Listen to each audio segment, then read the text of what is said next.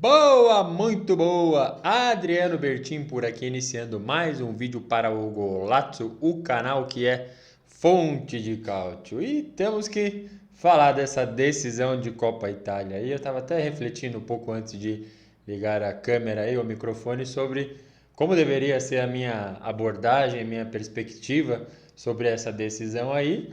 E como o título bem disse, não é nenhum clickbait, vai ser completamente clubista, porque sim, no blog que é fonte de cálcio, golazzo.com.br, até nas nossas postagens no Instagram, a gente não tem, mas é bom que seja minimamente imparcial, então celebrando seja qual for o título, seja qual for o time, mas é claro que eu tenho uma certa preferência e imagino que você, nessa altura do campeonato, já saiba qual que é a minha preferência e sim, é a Fiorentina.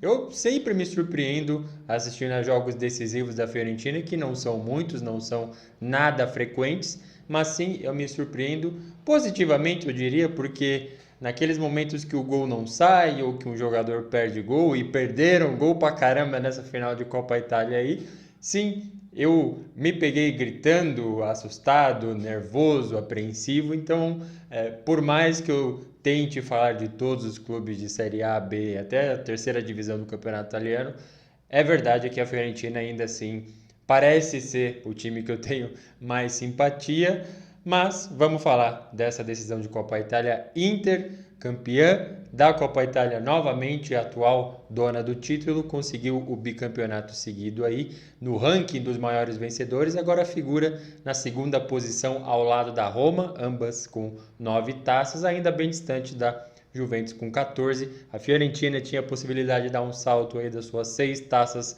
que ostenta até hoje, mas vai ficar para uma próxima edição, quem sabe daqui 9 anos, porque sim, fazia tudo isso de tempo que a Viola não chegava numa final de Copa Itália, chegou, mas não conseguiu. E vamos lá para a nossa análise super clubista da coisa. É óbvio que a Inter era, sim, a grande favorita para levar esse título mais uma vez. Acho que tem várias coisas, eu vou tentar enumerar algumas aqui, partindo, claro, das questões óbvias. Talvez todas sejam óbvias, né? Comparar Inter e Fiorentina, sim, é fácil apontar o dedo para a favorita, mas a Inter, além de tudo, além de estar acostumada com decisões, isso pegou muito, ficou bem claro no jogo, assistindo, acompanhando ali as emoções em tempo real, a diferença do tratamento de um time quando está próximo de conquistar um título, próximo de uma grande decisão.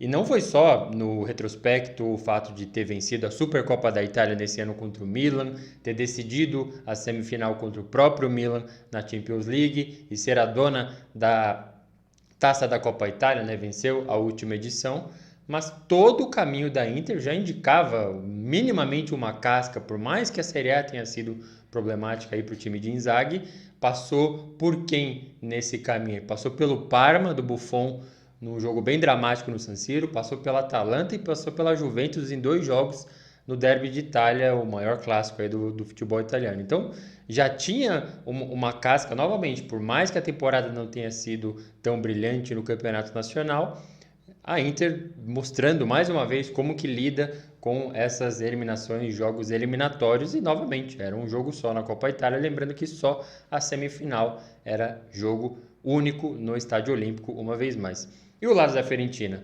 passou por Sampdoria, passou por Torino e passou por Cremonese. Então, lembrando, Copa Itália, 40 times, 20 de A, 20 de B, alguns times de Série C e as melhores campanhas da temporada anterior entram nas oitavas, exatamente o que a Inter fez e o que a Fiorentina também. Só que a Inter passou por esse caminho que eu acabei de destacar, Parma, Atalanta e Juventus, e a Fiorentina passou por Sampdoria, Torino e Cremonese. O que isso quer dizer? Dos 3 rivais, 2 já foram rebaixados na Série A. Então, assim, além da questão óbvia da coisa, o caminho que levou a Fiorentina para esse título foi bem facilitado, isso a gente não pode negar. A Sampdoria já foi a primeira rebaixada, a Cremonese, que chegou na semifinal depois de eliminar Napoli e Roma, fez 2 jogos com a Fiorentina, perdeu o primeiro em casa 2-0 e empatou fora depois 0-0 e levou a Viola para uma final novamente, depois de 9 anos, perdeu a final para o Napoli no mesmo estádio olímpico lá em 2013 e 2014. Então, traz aí já mais aspectos de que apontavam sim, a Inter é a favorita e no começo do jogo É claro que foi tudo por água abaixo com o gol do Speed Gonzalez ali para a Fiorentina abrindo o placar logo de cara, mas aí a gente já voltou ao normal e voltar ao normal é Fiorentina talvez, quem sabe, num mundo muito virtuoso aí, dias bons aguardando a Viola, talvez se acostume com decisão de campeonato, disputando taça, tem mais uma aí, a gente já vai falar disso, mas por enquanto não tem nada disso na identidade desse time, que é bom, é positivo, tem suas qualidades, melhorou bastante a parte coletiva da coisa, o Vincenzo Italiano é um bom técnico, é verdade, mas a parte mental da coisa que está sobrando do lado da Inter e vai precisar na decisão contra o Manchester City na Champions League. Falta bastante para a Fiorentina e não só esse jogo mostrou isso. Acho que todo o caminho na Conference League, da fase de grupos até as decisões ali em oitavas, quartas, às vezes correndo um risco tremendo num jogo da volta, no jogo de ida. Então vence o adversário fora de casa, em casa toma uma virada e corre muito risco de ser eliminado. Aconteceu algumas vezes na própria Conference League e na Copa Itália teve mais um episódio semelhante de que abriu o placar, sustentou bem até onde pôde e depois tomou uma virada ainda no primeiro tempo com 2 gols do Lautaro Martinez, aliás, 100 gols com a camisa da Inter pro argentino aí, disparado o melhor jogador da Inter na temporada, talvez na anterior também. Então, mais elementos aí. E para a Fiorentina é isso. Acho que é um time que ainda não está preparado.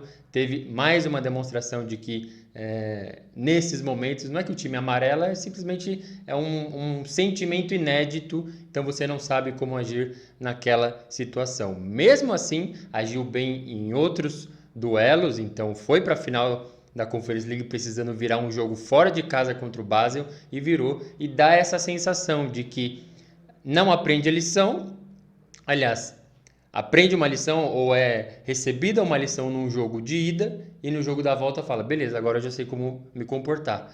E aí chega num novo desafio, apaga tudo. Então vai aprendendo, primeiro sofrendo e depois recupera. O problema é que não deu tempo. Não deu tempo porque, como eu bem disse, Copa Itália é decisão única, uma única partida para a gente conhecer o campeão do torneio e mesmo assim ainda teve um movimento positivo que aí chega na parte dos gols perdidos do senhor Jovic ali que não tem cabimento, talvez caísse no pé do Gonzalez novamente, talvez na cabeça do Arthur Cabral, foram 2 chances bem claras ali para o atacante da Viola marcar o gol de empate que levaria para prorrogação, pênaltis, enfim, daria uma chance da Fiorentina conquistar esse título, mas não aconteceu, então fica um gosto amargo, óbvio.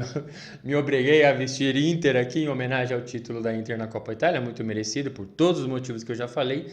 E do lado Viola, fica a torcida para que sim, aprendeu a lição nesse jogo de ida da Copa Itália e na volta contra o West Ham tenha uma mentalidade mais vencedora, mais firme, mais positiva e garante esse título aí, porque como eu bem disse, eu já tenho comentado isso há tem um tempo aí, quem acompanha as nossas lives sabe, eu acho que o título da Conference League era mais provável, mas tá aí, tá amarrado a parte clubista, a análise clubista dessa decisão de Copa Itália, saiu o quarto título da temporada, né? A gente teve Série A com o Napoli, Série B com o Frosinone, Supercopa da Itália com a Inter, Copa da Itália com a Inter novamente, agora restam as competições internacionais, Champions League Inter e City, Europa League Sevilla e Roma e Conference League a minha Viola contra o West Ham, vamos acompanhar. Diga aí o que você achou dessa final. Na nossa enquete ali, claro, tinha muita gente torcendo contra a Inter, não necessariamente a favor da Fiorentina, mas diga o que você achou